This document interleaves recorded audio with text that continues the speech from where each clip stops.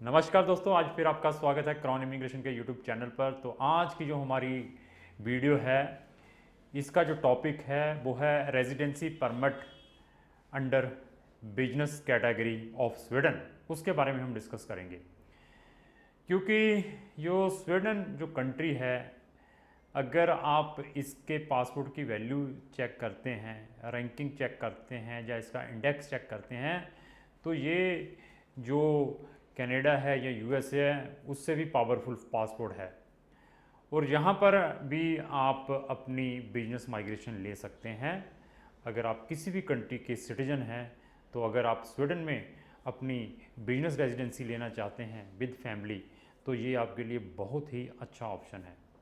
क्योंकि जितनी भी डेवलप कंट्रीज़ हैं या जितनी भी शेंगन कंट्रीज़ हैं, उनके अंदर अगर हम डिस्कस करें, जो कि फाउंडिंग मेंबर है नाटो के या शेंगन एरिया के, जैसे मैं जर्मनी की बात करूं या फ्रांस की बात करूं, तो इटली की बात करूं, उनमें माइग्रेशन लेना it is really very difficult under business category. But जो नॉर्डिक स्टेट है, स्कैंडिनेवियन कंट्रीज हैं, उनमें ये स्वीडन एक ऐसी कंट्री है, यहाँ पर आप 100% अपनी बिजनेस रेजिडेंसी ले सकते हैं। कंडीशन टू, उसमें कुछ कंडीशंस हैं, ये नहीं है कि इसमें हर एक पर्सन एलिजिबल है।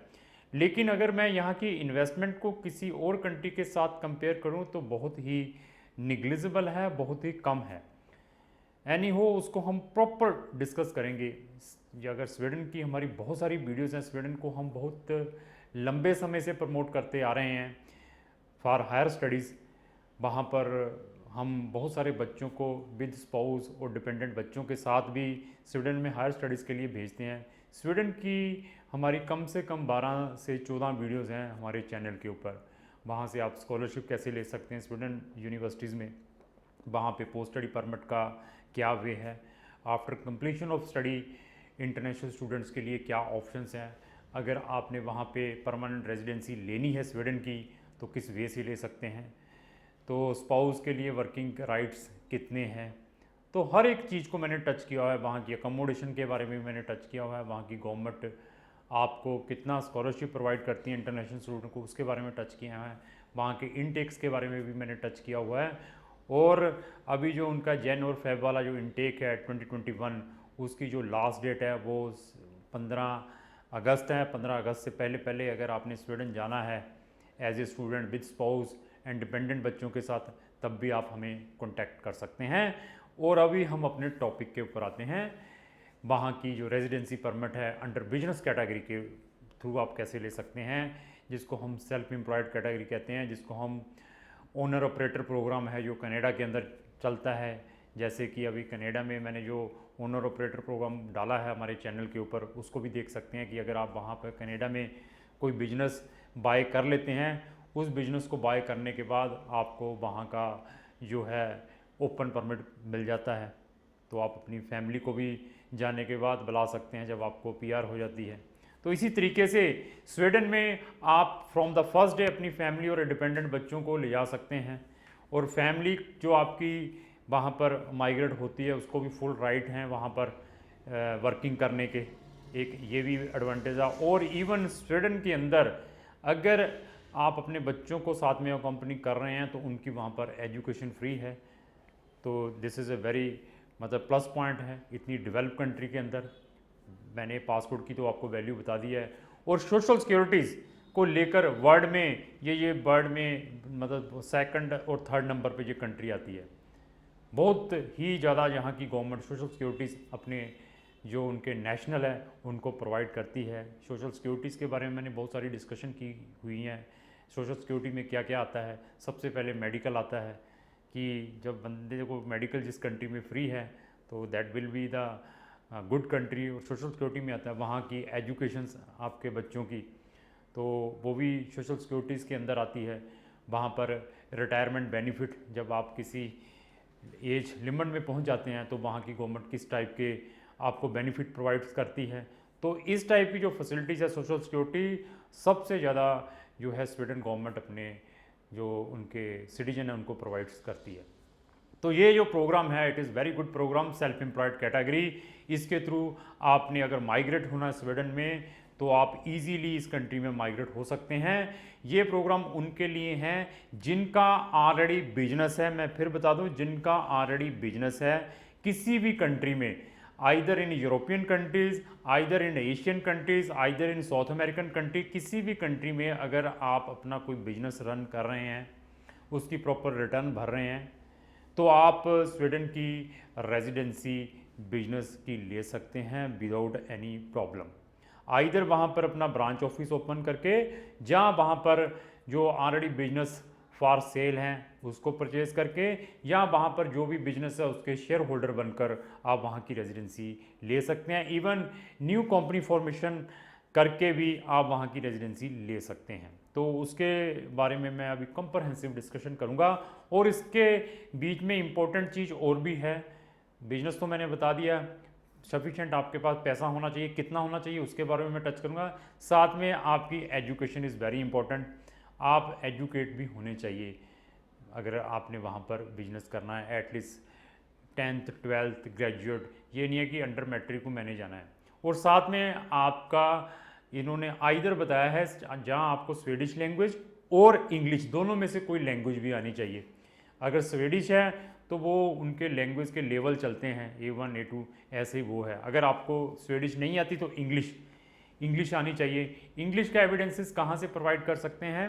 आइदर आप IELTS 5 5.5 बैंड प्रोवाइड करके, जहाँ आपकी जो लॉ स्टडी है उसका प्रूफ प्रोवाइड कर सकते हैं। जैसे स्वीडन की यूनिवर्सिटीज़ में हम बच्चों का एडमिशन्स ऑर्गेनाइज करवाते हैं, बीटेक बच्चों ने की होती है तो उनका विदाउट IELTS करते हैं। इसी तरीके से अगर आपकी कोई भी एजुकेशन है जो इंटायरली जो कि वाज इन इंग्लिश मीडियम, तब भी वो एविडेंस एक्सेप्टेबल है। ये जो कंडीशंस हैं कौन कौन सी मैं फिर बता दूं। आपका ऑलरेडी बिजनेस हो किसी भी कंट्री में, दूसरा आप एजुकेटेड भी होने चाहिए, तीसरा आपके पास language proficiency either Swedish language हो या इंग्लिश हो, और फोर्थ वन आपके पास सफिशेंट पैसे भी बहुत इंपॉर्टेंट है क्योंकि बिजनेस करने जाना है।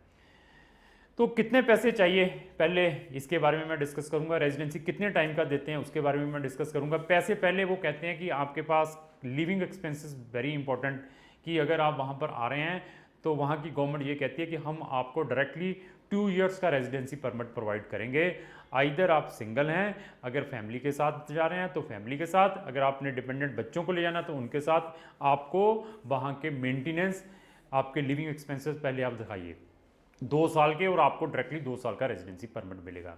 तो वहाँ पर डेनिश कोरोनास चलते हैं, जितनी भी ये स्कैंडिनेवियन कंट्रीज़ है, अगर मैं उनके बारे में बात करूँ, डेनमार्क को डेनिश कोरोना है, अगर नॉर्वे की बात करूँ नॉर्वेनियन कोरोना है, स्वीडन की बात करूँ तो स्वीडिश कोरोना चलता है।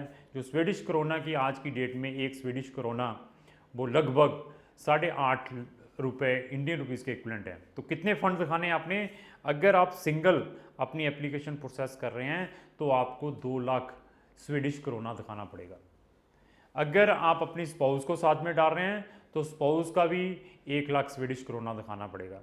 अगर आप अपने डिपेंडेंट बच्चों को साथ में डाल रहे हैं तो एक बच्चे का 50,000 स्वीडिश कोरोना दिखाना पड़ेगा। अगर आप 3 फैमिली मेंबर हैं तो आप ये लेकर चलिए 3.5 लाख स्वीडिश कोरोना आपने दिखाना है। अगर 4 फैमिली मेंबर हैं, 2 बच्चे हैं, हस्बैंड और वाइफ है, तो 4 लाख स्वीडिश कोरोना आपने अपने लिविंग एक्सपेंसेस दिखाने हैं। This is very important.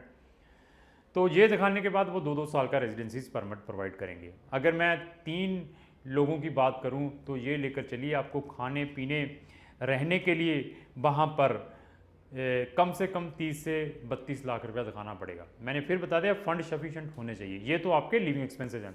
इसके बाद आपने वहाँ पर जो काम स्टार्ट करना है, आपने जो बिजनेस करना है उसका बिजनेस प्लान, हमारे पास बहुत अच्छे अच्छे बिजनेस प्लान है।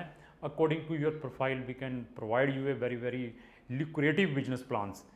क्या बेनिफिट, क्योंकि किसी भी पर्सन ने जब भी आपको कोई रेजिडेंसी परमिट देना है किसी भी कंट्री ने, फर्स्टली दे विल चेक कि आप उस कंट्री को क्या कंट्रीब्यूट करेंगे, कितना टैक्स देंगे, कितनी जॉब क्रिएट्स कर सकते हैं, और आने वाले टाइम में इसका क्या और बेनिफिट हो सकता है उस कंट्री को। तो वो कौन बता सकता है, कौन बना सकता है? वही बना सकते हैं जिनको इस प्रोफेशन के अंदर नॉलेज है। तो वो हम ही बता पाएंगे आपको, क्योंकि हमें वहाँ के टैक्स सिस्टम को मालूम है कि टैक्स क्या लगता है। अगर हमने वहाँ पर पार्ट टाइम एम्प्लॉयज़ को रखना है तो उसको किस टाइप की सोशल सिक्योरिटीज़ प्रोवाइड करनी है। अगर हमने वहाँ पे सर्विसेज प्रोवाइड करनी है, सर्विस सेक्टर में जाना है, कंसल्टिंग सर्विस है, जैसे आईटी सेक्टर्स हो गया, बैंक्स हो गए, जैसे हमारी कंसल्टेंसीज हैं, इस टाइप का बिजनेस खोलना है तो इसमें इन्वेस्टमेंट तो बहुत निग्लिजिबल है। लेकिन आपका बिजनेस प्लान कैसा है, आपके कितने लोगों के वहाँ पर टाइप्स हैं सर्विस सेक्टर्स में। क्योंकि जब आपने रेजिडेंसी अप्लाई करनी है तो सबसे पहले हमें आपका जो यहाँ का कंपनी रजिस्टर्ड है उसकी भी बैलेंस शीट्स चाहिए कि आपका ये ऑलरेडी बिजनेस 1-2 साल का चल रहा है, उसकी लॉस एंड प्रॉफिट की जो बैलेंस शीट बनती है वो सारे के सारे डॉक्यूमेंट चाहिए। आपका मेमोरेंडम ऑफ आर्टिकल, अगर आपकी प्राइवेट लिमिटेड कंपनी है, अगर फर्म है तो उसकी कोई पार्टनरशिप या प्रोपराइटरशिप हो, यहाँ पर आपका करंट अकाउंट हो, उसकी क्या ट्रांजैक्शंस हैं, यहाँ पर क्या टैक्स पे करते हैं, अगर यहाँ पर कोई टैक्स पे कर रहे हैं, यहाँ पर आपके पास एम्प्लॉयज़ हैं, तो डेफिनेटली स्वीडन गवर्नमेंट आपका मोस्ट वेलकम करती है और आपको 99% यहाँ का रेजिडेंसी परमिट भी मिल सकता है अंडर सेल्फ एम्प्लॉयड कैटेगरी के थ्रू, वहाँ पर आप अपना बिजनेस स्टार्ट करके। तो वो क्या कहते हैं कि जब आपने कोई भी सर्विस प्रोवाइड करनी है तो आपका वहाँ पर किसी न किसी फर्म के साथ कोई ना कोई कोरस्पोंडेंस जरूर एक्सचेंज हो, उसका कोई कॉन्ट्रैक्ट जरूर हो, वो आपको कोरस्पोंडेंस करे कि यस हम एग्रीड हैं आपकी सर्विसेज के लिए, तो हमने आपके साथ ये लीगल एग्रीमेंट कर लिया है। इस टाइप का एक एग्रीमेंट दिखाइए आप जब आपने ये रेजिडेंसी परमिट लेना है। तो अगर आप ऑलरेडी शेंगन कंट्रीज़ में अगर आपका कोई भी प्रोडक्ट जा रही हैं, आप कोई भी एक्सपोर्ट कर रहे हैं, जहाँ ऑलरेडी कोई सर्विस प्रोवाइड कर रहे हैं, तो आप ये इजीली रेजिडेंसी ले सकते हैं। तो वो अगर आप हमें कॉन्टैक्ट दिखाते हैं तो हम आपको देखने के बाद बता देंगे। अगर नहीं भी है तो हमारे अच्छे वहाँ पर कॉन्टैक्ट्स हैं स्वीडन के अंदर, तो वो भी हम उसमें भी आपकी हेल्प कर सकते हैं। दूसरा, अगर किसी ने वहाँ पे कोई प्रोडक्ट बेचनी है, अगर ऑलरेडी यहाँ पर कोई अपनी चीज़ को मैन्युफैक्चर्ड कर रहा है, तो वो आपका कोई वहाँ पर बायर है, जहाँ आपकी कोई मार्केटिंग स्ट्रेटजी है कि आप सबसे पहले ये प्रोडक्ट इस कंट्री में लाएंगे, उसके बाद इसको अनदर कंट्री में सर्कुलेट करेंगे, अनदर जो स्कैंडिनेवियन कंट्रीज़ लगी हुई हैं, या बाल्कन स्टेट लगी, जहाँ उनके साथ लाटविया, लिथुनिया, एस्टोनिया है, ये लगी हुई कंट्रीज़ हैं, इनमें करेंगे, जहाँ यूरोपियन कंट्रीज़ में सप्लाई करेंगे, जहाँ रशिया में सप्लाई करेंगे ये प्रोडक्ट वहाँ लाने के बाद, तो आप बताएंगे कि उसका इतना रेवेन्यू जनरेट होगा, इतना हम वहाँ पे गवर्नमेंट को टैक्स देंगे। इस तरीके का उनको एक प्रपोजल प्रोवाइड करनी है। इवन जब हम ये बिजनेस माइग्रेशन डालते हैं तो आप लोगों की वहाँ पर हम कंपनी भी फ्लोट करवा देते हैं ऑन बिहाफ ऑफ आपकी पावर ऑफ अटॉर्नी। तो पावर ऑफ अटॉर्नी किस वे से बनानी है, तो किसको आपने अपनी अथॉरिटीज़ देनी है, पावर ऑफ अटॉर्नी के बीच में क्या मेंशन करना है, उसको कहाँ से अटेस्टेशन करना है, उसके बारे में भी हम आपको बताएंगे। आइदर वहाँ पे आपने ब्रांच ऑफिस ओपन करना है विदाउट गोइंग देयर, और जहाँ आपने वहाँ पर न्यू कंपनी फॉर्मेशन करनी है विदाउट गोइंग देयर, हम पावर ऑफ अटॉर्नी के बेस के ऊपर भी वो चीज़ बना सकते हैं।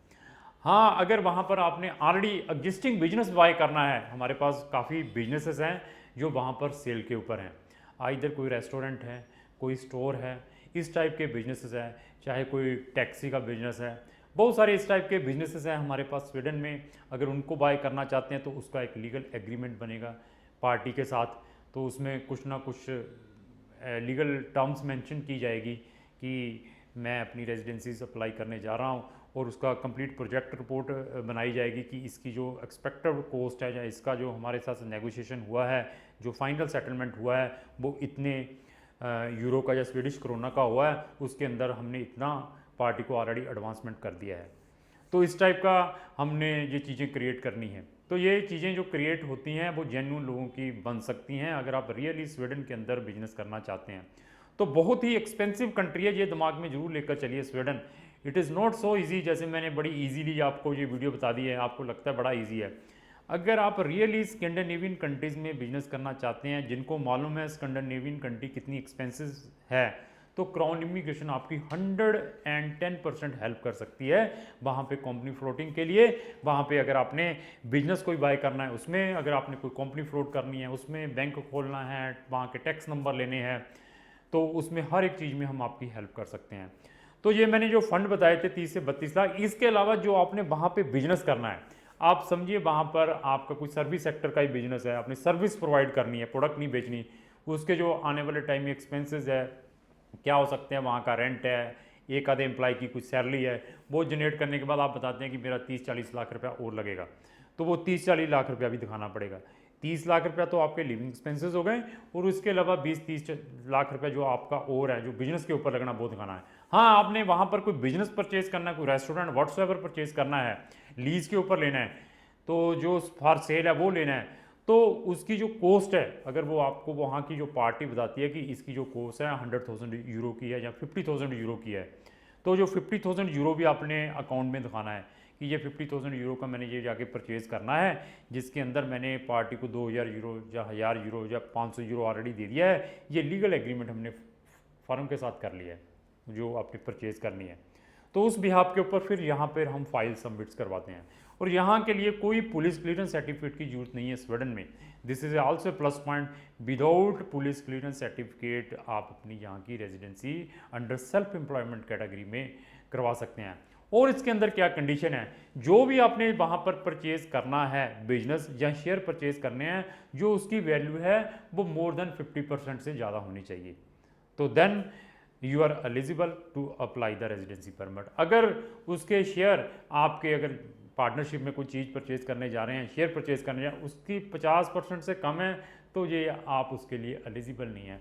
हम हर एक छोटे से छोटे पॉइंट को पकड़ते हैं जब भी किसी भी कंट्री का कोई भी काम करते हैं। तो स्वीडन में अगर आपने ये रेजिडेंसी अप्लाई करनी है तो क्राउन इमिग्रेशन आपकी 100% हेल्प कर सकती है। तो ये पहले वो 2 साल का आपकी एक्टिविटीज़ चेक करेंगे कि आपने 2 साल की आपको मिल गई। यहाँ से processing time it is very important. यहाँ का जो प्रोसेसिंग टाइम है बिजनेस माइग्रेशन के लिए, ये लेकर चलिए 3 मंथ से लेकर ये लेके 18 मंथ, 3 महीने से लेकर 18 महीने का प्रोसेसिंग टाइम है। डिपेंड है आपका बिजनेस प्लान कैसा है, आप जाकर कितना बढ़िया काम करने वाले हैं कंट्री में, कितना कुछ देने वाले हैं कंट्री को, उसके अकॉर्डिंग जो वहाँ का इमिग्रेशन ऑफिसर है डिसीजन देता है। और सारे का सारा काम इसका ऑनलाइन है, क्योंकि हमने स्वीडन के बहुत सारे वीज़ाज़ करवाए हुए हैं, रेजिडेंसी परमिट करवाए हुए हैं, और यहाँ से डायरेक्टली आपको टेम्पररी रेजिडेंसी परमिट मिलेंगे इंडिया से डायरेक्टली। तो साथ में यहाँ पर आप परमानेंट रेजिडेंसी 4 साल में परमानेंट रेजिडेंसी ले सकते हैं, पीआर, क्योंकि 2 साल की उन्होंने इनिशियली दे दी। 2 साल के बाद वो जब आपने एक्सटेंशन डालनी है, तो जो भी आपने कोई बिजनेस प्लान दिया है उसको चेंज किया है, नहीं किया है, अगर आपने प्रॉपर टैक्स दिया, हाँ आपने वो बिजनेस रन ही नहीं किया, कोई टैक्स नहीं दिया, तो फर्दर एक्सटेंशन में आपको 100% प्रॉब्लम आएगी, क्योंकि उन्होंने चेक करना है कि एक्चुअली मतलब you are a very potential for the country और नॉट। चेक करने के बाद they will give the decision कि हाँ यार बहुत बढ़िया है कि ये बंदे एक्चुअली बहुत कुछ कर रहे हैं। इवन जैसे हम लोग हैं, जैसे क्राउन इमिग्रेशन है, अगर इस टाइप की भी आप सर्विस वहाँ पर प्रोवाइड कर रहे हैं, आपकी वहाँ की 1, 2, 3, 4 यूनिवर्सिटीज़ के साथ भी टाई अप है, उन दैट बेसिस भी आप अंडर सेल्फ एम्प्लॉयड कैटेगरी के थ्रू भी वहाँ की माइग्रेशन ले सकते हैं। आप बता सकते हैं कि मैं इन यूनिवर्सिटीज़ को यहाँ पे रिप्रेजेंट कर रहा हूँ, तो अभी आने वाले टाइम में मैं इतना रेवेन्यू जनरेट करूँगा, इतने फ़ॉरेन से स्टूडेंट बुलाऊंगा, जो कि इतना रेवेन्यू फ़ॉरेन से आएगा इंटरनेशनल स्टूडेंट्स का, उस बेस से भी आप अपनी रेजिडेंसी ले सकते हैं। इवन आईटी कंपनी खोल के बता सकते हैं कि मेरे ऑलरेडी शेंगन कंट्रीज़ में बहुत सारे क्लाइंट्स हैं, और इवन फॉरेन कंट्रीज़ में बहुत सारे क्लाइंट हैं, और वहाँ का जो भी हमारी जो कंसल्टेंसी फीसिस हैं वो स्वीडन के अंदर आएंगी। On that basis you can get A residency permit. बहुत सारे प्लान हैं हमारे पास। आप अपना ये बताइए कि आप करते क्या हैं, आपके पास एजुकेशन है, फंड है सफिशेंट, मैंने फिर बता दिया 30 लाख तो आपके, 30 से 32 लाख तो आपके रहने खाने पीने के हो गए। इसके अलावा जो आपने बिजनेस बाय करना है, चाहे आपने 20,000 यूरो का परचेज करना है, चाहे 50,000 यूरो का परचेज करना है, चाहे 1 लाख यूरो का करना है, चाहे ऑनवर्ड 1 लाख से करना है यूरो का, वो भी आपको यहाँ पे बैंक में दिखाने पड़ेंगे, और वहाँ से एक लीगल एग्रीमेंट बताना पड़ेगा। जो चीज़ आपने करनी है उसमें हम आपकी पूरी हेल्प करेंगे। और स्वीडन में दूसरी चीज़, अगर वहाँ पर आप इंटरनेशनल स्टूडेंट हैं, क्योंकि स्टूडेंट्स को बहुत भेजते हैं, अगर आप वहाँ पर एक 6 सेमेस्टर कंप्लीट कर लेते हैं, 6 सेमेस्टर बोल दिया, 1 सेमेस्टर कंप्लीट कर लेते हैं, उसके बाद भी आप ये इस माइग्रेशन के थ्रू वहाँ पे रेजिडेंसी परमिट ले सकते हैं। स्वीडन का अगर आपका किसी भी टाइप का क्वेश्चन है, वहाँ की चाहे बिजनेस माइग्रेशन को, चाहे फैमिली रियूनियन को, चाहे स्टूडेंट वीज़ा को है, चाहे वहाँ पर आपने परमानेंट रेजिडेंसी अप्लाई करनी है, अगर आपके 4 साल कंप्लीट हो चुके हैं, तो क्राउन इमिग्रेशन आपकी 100% हेल्प कर सकती है। तो लास्ट में मेरी एक यही रिक्वेस्ट है कि इस वीडियो को जरूर लाइक करें, कमेंट्स ज़रूर लिखा करें हमारी वीडियो के बारे में कि आपको ये वीडियो कैसी लगी है, और आप चाहते हैं कि मैं और भी किसी टॉपिक के ऊपर वीडियो बनाऊं, उसके बारे में भी ज़रूर कमेंट्स के अंदर लिखा करें, ताकि हम उस टॉपिक को भी आने वाले टाइम में कवर करूँगा। तो लास्टली, अगर आपको हमारी ये वीडियो अच्छी लगती है तो लाइक एंड शेयर करना ना भूलें। Thank you.